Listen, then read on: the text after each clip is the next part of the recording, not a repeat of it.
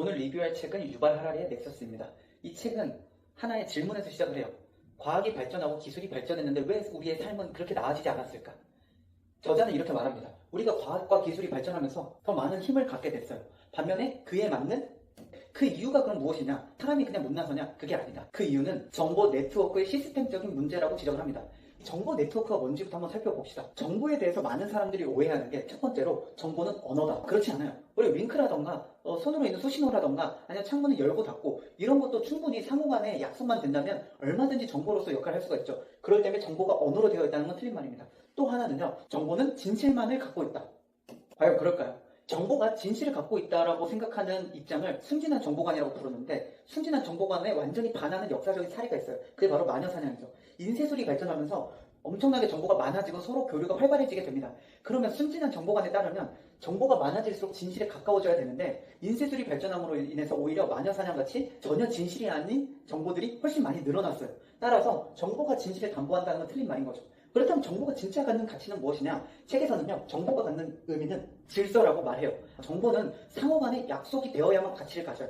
한 명이 혼자 무언가를 알고 있는 것이 아니라 여러 명의 사람이 그 정보를 교환할 때 가치를 갖기 때문에 일종의 질서를 부여할 때 그 정보는 더 가치를 갖습니다. 이 정보 간의 연결을 넥서스라고 부르기 때문에 이 책의 제목이 넥서스인 건데요. 이 정보의 네트워크에 따라 우리의 질서가 어떻게 변화했는지를 알려주는 일종의 역사서예요. 가장 옛날부터 한번 들어가 봅시다. 고대 국가 시절에는 대부분 다 독재를 했죠. 황제나 왕이 독재를 했어요. 그럴 수밖에 없었던 이유는 정보 네트워크 자체가 대화가 불가능한 상황이었죠. 이 당시에는 과학기술이 발전하지 않았기 때문에 로마 같은 대제국 아니면 진나라 같은 대제국은요. 동쪽국과 서쪽국에서 대화가 안 통해요. 그러니까 어떻게 대화가 돼야 민주주의가 가능한 건데 대화 자체가 불가능하니까 중앙 집권적인 독재가 나타날 수밖에 없었던 거죠. 이것도 정보 네트워크에 따른 필연적인 결과물이에요. 이것이 언제 좀 바뀌기 시작하냐면 산업혁명 이후입니다. 증기기관이나 통신기술이 발전을 하죠. 이제 정보가 더 빠르게 전달할 수가 있어요.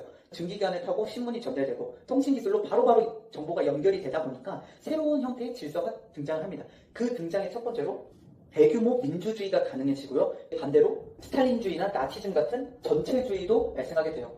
민주주의의 핵심은 대화였기 때문에 대화가 가능해지니까 대규모 민주주의, 미국같이 큰 나라도 민주주의를 이룰 수가 있는 거죠. 반면에 전체주의는 왜 등장을 했냐면 이제 면밀하게 사람들을 감시할 수가 있는 거예요. 이제는 사람 한 명 한 명을 다 감시하니까 국가 주도의 전체주의도 가능해지는 거죠. 여기서 또 정보 네트워크의 입장에서 민주주의와 전체주의를 한번 비교를 해볼게요. 일단 민주주의 같은 경우는 정보가 분산되어 있습니다. 중앙정부라고 하더라도 그 정보를 독점하지 못하고 다른 언론사들이나 지방자치에서 소위 폭로하면서 정보가 절대 독점되지 않아요. 분산적인 성격을 띠죠.